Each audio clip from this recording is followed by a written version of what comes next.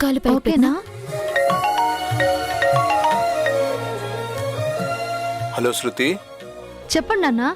ఇంటికొచ్చారమ్మా? అవునా అన్న, అత్తయ్యని ఇంటికి తీసుకొచ్చాం ఇప్పుడే. ఇప్పుడు పర్వాలేదు నాన్న, బాగానే ఉన్నారు, రెస్ట్ తీసుకుంటున్నారు. ఇప్పుడే వస్తాను. అవునన్న. అమ్మాలయ్యా, ఏంటత్తయ్య? నిజంగా నన్ను వదిలేసి వెళ్ళిపోవు కదమ్మా. ఈ ఇంట్లో నువ్వు శృతి నవ్వుతూ తిరుగుతూ ఉంటేనే నాకు సంతోషం. మీరిద్దరూ ఈ ఇంటికి 2 దీపాలు లాంటి వాళ్ళు. మీరు లేకపోతే ఈ ఇల్లు చీకటైపోతుంది. నా ప్రాణం విలవిలలాడిపోతుందమ్మా. అది అర్థం చేసుకోమ్మా.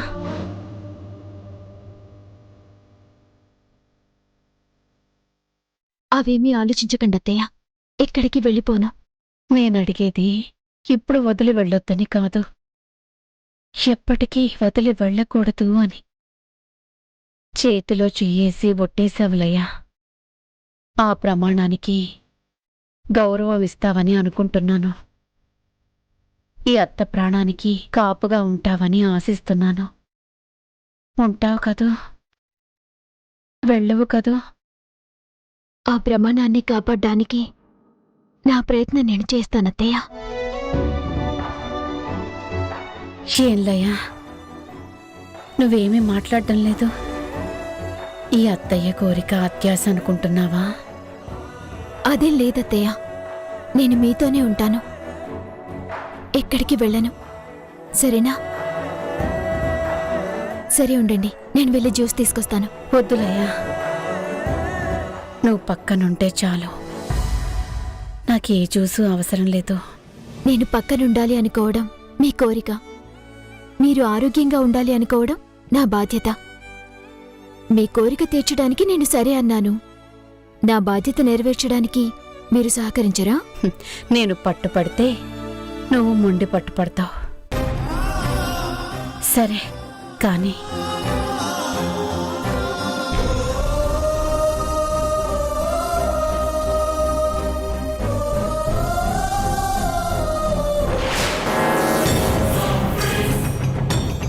ఏంటిది?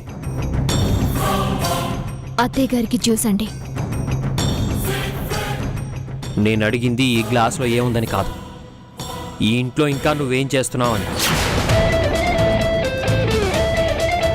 అమ్మ హాస్పిటల్ వరకు వెళ్లాల్సి వచ్చింది కాబట్టి నేను నీ ఇంటి వరకు వచ్చాను.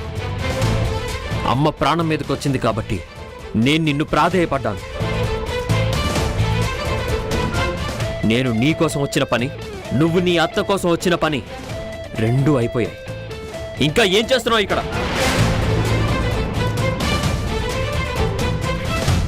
అత్తయ్య గారి పరిస్థితి ఏం బాగాలేదు, ఆవిడ గురించి ఆలోచించండి.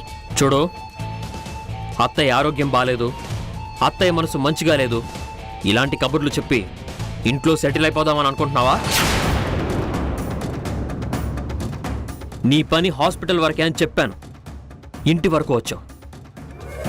ఇంటికి రానిచ్చాను, ఇప్పుడు ఇక్కడే ఉండిపోదామని డిసైడ్ అవుతున్నావు కదా? అత్తయ్యకి ఏమవుతుందో అని ఆలోచించి ఉన్నాను, కానీ అవమానాన్ని భరిస్తూ ఆత్మవంచన చేసుకుంటూ నేను కూడా ఇక్కడ ఉండలేను. మీరు వేసిన నిందని గుండెల్లో మోస్తాం, నింద వేసిన మిమ్మల్నే కళ్ళెదురుగా చూస్తూ గడపడం నా వల్ల కూడా కాదు. ఓ అవునా? అంత రోషం ఉన్నదానివే అయితే ఇంకా ఇక్కడే ఎందుకున్నావు? అంత పౌరుషం ఉన్నదానివైతే ఇంకా నా కళ్ళ ముందే ఎందుకు నిలబడ్డావు? వెళ్ళిక్కడి నుంచి. ముందు నేను చెప్పేది కొంచెం వినండి. ముందు ముందు ఈ అండి అత్తయ్య పిలుపులు పక్కన పెట్టు. నీకు ఈ ఇంటికి, నీకు ఇక్కడి మనుషులకి బంధాలు సంబంధాలు ఎప్పుడో తెగిపోయాయి. మా మనసులు ఎప్పుడో విరిగిపోయాయి.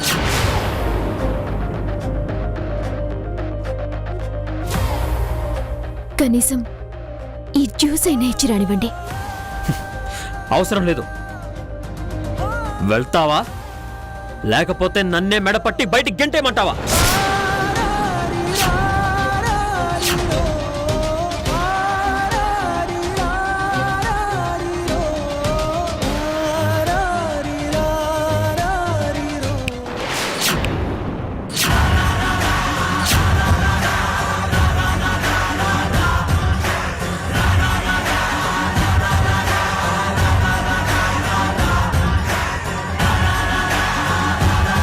నా బర్త్డేకి నేను జీవితాంతం గుర్తుంచుకునే గిఫ్ట్ ఇచ్చావు కదా, దానికి ప్రతిఫలంగా ఎప్పటికీ మర్చిపోలేని గిఫ్ట్ నేను నీకు ఇస్తున్నాను. ఇంటికెళ్ళి చూసుకో. ఇక వెళ్ళొచ్చు.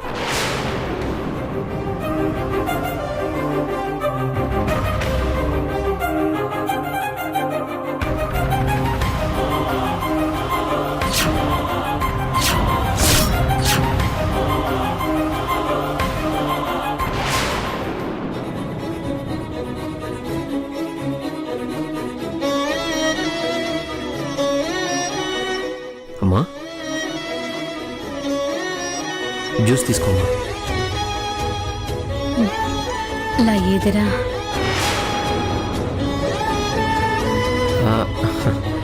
లయ వేరే పనిలో ఉందమ్మా. ఇంట్లో మనిషి మంచం పడితే ఇంటి పని మీద ఏకాగ్రత చూపేంత తెలివైంది కాదురా నా కోడలు. నిజం చెప్పు, లయని పంపించేశావా? అడుగుతుంటే చెప్పవేంట్రా? పంపించేశావా? అమ్మా, నువ్వు కూల్గా ఉండు. అసలే నీ హెల్త్ బాగాలేదు. నా ఆరోగ్యం మీద అంత శ్రద్ధే ఉంటే లయని వెళ్ళగొట్టేవాడివి కాదురా నువ్వు. నా ప్రాణానికి విలువిచ్చుంటే నన్ను ఇలాంటి పనులతో పరీక్షించి ఉండేవాడివే కాదు. అమ్మా ప్లీజ్, నువ్వు దేని గురించి ఆలోచించుకో. నువ్వు హ్యాపీగా ఉంటేనే హెల్త్ సెట్ అవుతుంది. నేను హ్యాపీగా ఉండాలని నువ్వనుకుంటే సరిపోతురా. నేను హ్యాపీగా ఉండే పనులు చేయాలి. నీకు నీ పంతమే ముఖ్యం, నీ పట్టుదలే ముఖ్యం. ఇంకెందుకురా అమ్మ ఆరోగ్యం? అయినా నువ్వేం కంగారు పడకులే, నాకేమీ కాదు. ఎందుకంటే లయ నన్ను వదిలి ఎక్కడికి వెళ్ళదు. ఈ ఇంటిని అనాథగా వదిలేసి ఎక్కడికి వెళ్ళిపోదు. ఆ నమ్మకం నాకుంది. ఆ నమ్మకంతోనే ధైర్యంగా ఉండమని నా మనసు చెప్తోంది. ఎందుకంటే నన్ను వదిలి వెళ్ళనని లయ నాకు మాటిచ్చిందిరా. ఆ జ్యూస్ ఇవ్వు, ఆనందంగా తాగుతాను, నిశ్చింతగా ఉంటాను. జ్యూస్ ఇవ్వు.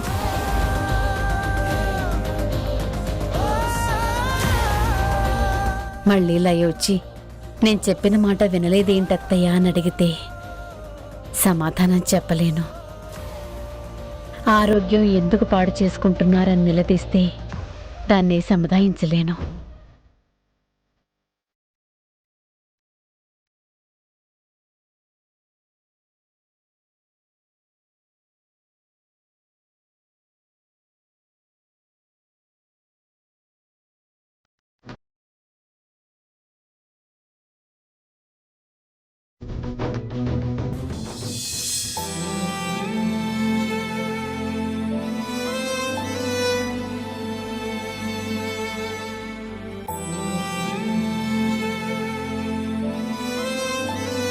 ఏంటిలయ్యా ఇదంతా? ఎందుకే నీ జీవితంతో ఇలా ఆడుకుంటున్నారు? నా జీవితం ఎలాగో తెరచాపలేని పడవలా అయిపోయింది. తెగిని గాలిపటంలా కూలిపోయింది. నా పిల్లల బ్రతుకైనా బంగారంలా ఉండాలనుకున్నానే. బాధ అనేది తెలియకుండా బాగుండాలనుకున్నాను. ఎవరి కళ్ళు పడ్డాయో ఏమో, ఎవరి దిష్టి తగిలిందో ఏమో, నా కూతురు జీవితం ఇలా అయిపోయింది.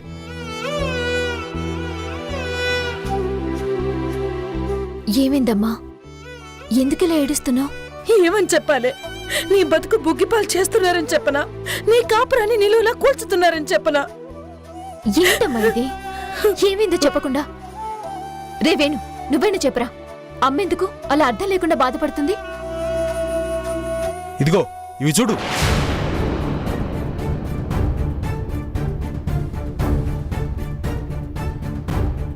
ఏంట్రా ఇవి? విడాకుల నోటీస్ అంట, మీ ఆయన పంపించాడు.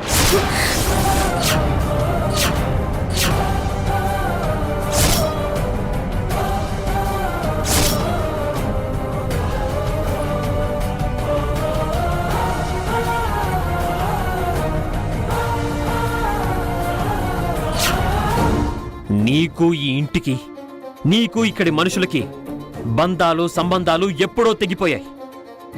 మా మనసులు ఎప్పుడో విరిగిపోయాయి. దానికి ప్రతిఫలంగా ఎప్పటికీ మర్చిపోలేని గిఫ్ట్ నేను నీకు ఇస్తున్నాను. ఇంటికెళ్ళి చూసుకో. నా భర్త అని అల్లాడావుగా, వాడు చేసిన అవమానాన్ని భరించావుగా. చూడు వాడు చేసిన సత్కారం ఇది. నువ్వు తనకు అవసరం లేదని ఇండైరెక్ట్ గా విసిరి పారేశాడు.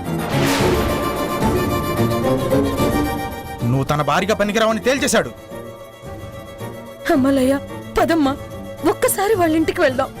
బ్రతిమాలో బామాలో వాళ్ళ నొప్పిద్దాం. నీ బ్రతుకుని ఇలా అన్యాయం చేయటం తగదని ప్రాధాయపడదాం. అక్క వాళ్ళకి అక్కర్లేదని గెంటేస్తుంటే ఏ మొహం పెట్టుకుని వెళ్తారమ్మా?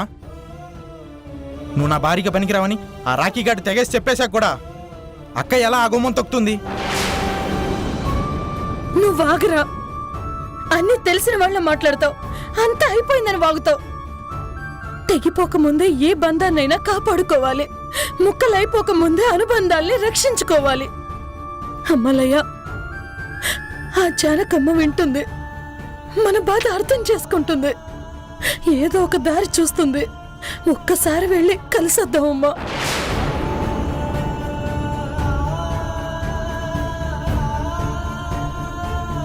ఏ ప్రయత్నమూ చెయ్యకపోతే ఇక నీ జీవితం బాగుపడదు. ఏదోలా ముందడుగు వేయకపోతే నీ సంసారం చెక్కపడదమ్మా. అమ్మలయ్యా,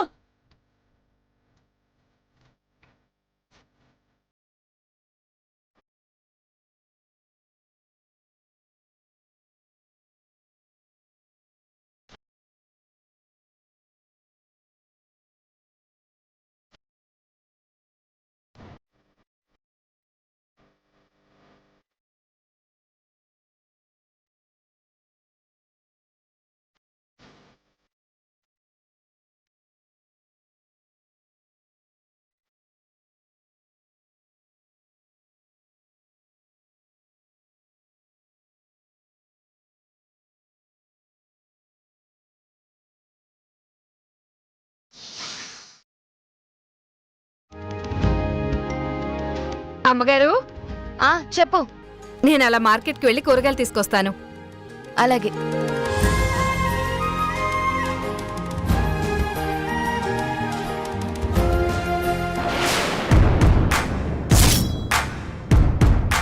ఎవరమ్మా మీరు? నేనెవరో తర్వాత చెప్తాను గాని ముందు నేను అడిగిన దానికి సమాధానం చెప్పు. ఏం చెప్పాలి?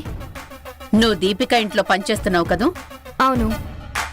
మీ గోపి అయ్య గారు దీపిక దగ్గరికి ఎప్పుడెప్పుడు వస్తుంటారు?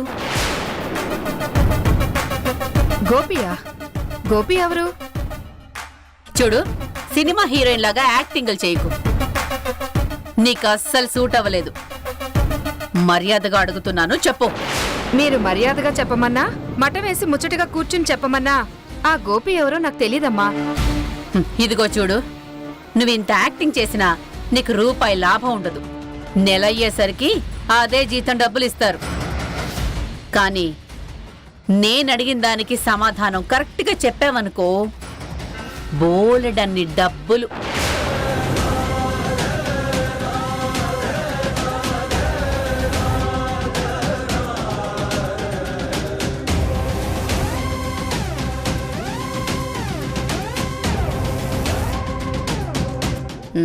నీకే తీసుకో. నేనేం చేయాలమ్మా? ఆ గోపి ఎప్పుడు మీ ఇంటికొచ్చినా నాకు ఫోన్ చేసి చెప్పాలి. అలాగేనమ్మా. నా పేరు బయటికి రాదు కదా. రాదు. నా నంబర్ తీసుకో.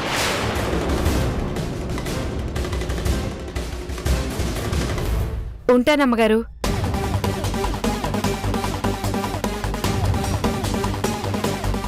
గోపి, ఈసారి ఖచ్చితంగా దీపికతో నీ నాటకాన్ని శృతికి కళ్ళారా చూపిస్తాను.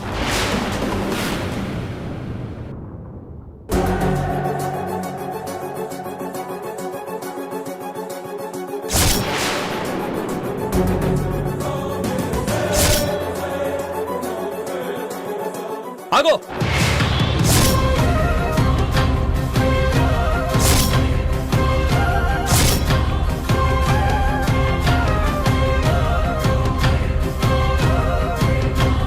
ఇంట్లో నుంచి వెళ్ళగొట్టినా, మొహం మీద చీకొట్టినా ఇంకా నీకు బుద్ధి రాలేదా? తిరిగి వచ్చావు. ఇన్నిసార్లు పంపించేసినా ఏ మొహం పెట్టుకొని రావాలనిపిస్తుంది నీకు? వెళ్ళిక్కడి నుంచి.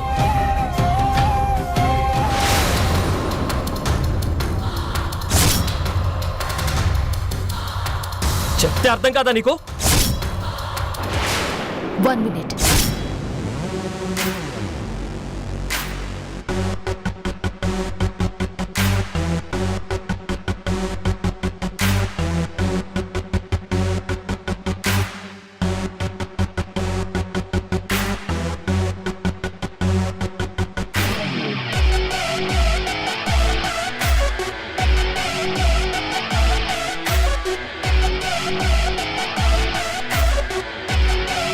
ఏంటిది? చదివితే తెలుస్తుంది.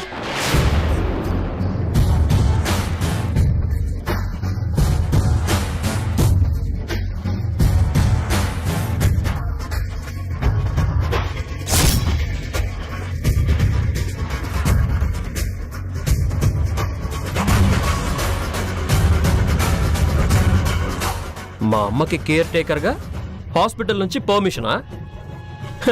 This is very funny.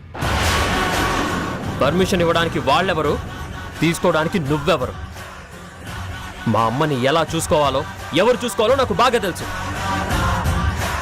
ఏదో ఒక కారణంతో ఇంట్లోకి రావడానికి ప్రయత్నిస్తున్నావా? ఏ అడ్డదారి తొక్కైనా ఈ ఇంట్లో తిష్ట వేయాలని ట్రై చేస్తున్నావా? ఓ, ఇలాంటి నాటకాలు ఆడడం నీకు అలవాటే కదా. భర్త కళ్ళ ముందే భర్త ఫ్రెండ్తో వేషాలేసిన దానివి. ఇలాంటి చీప్ ట్రిక్స్ చేయడం నీకు లెక్క చెప్పు. పో ఇక్కడి నుంచి. చూడండి, నేను ఇక్కడికి ఒక పని మీద వచ్చాను. జానకి గారికి కేర్ టేకర్గా ఉండాలనే బాధ్యత మీదొచ్చాను. అంతేగాని మీకు భార్యగాను కాదు, ఈ ఇంటికి కోడలుగాను కాదు. దయచేసి నా పని నన్ను చేసుకొనివ్వండి. Well done. పర్ఫార్మెన్స్ చాలా బాగుంది. ఎరగదీస్తున్నావుగా. కానీ ఈ వేషాలన్నీ వీధి నాటకాలుగా వేసుకో. ఈ ఇంట్లో కాదు, నా కంటి ముందు కాదు.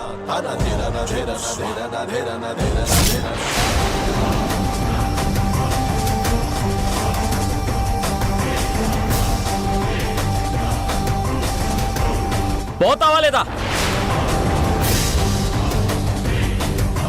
ఆగండి.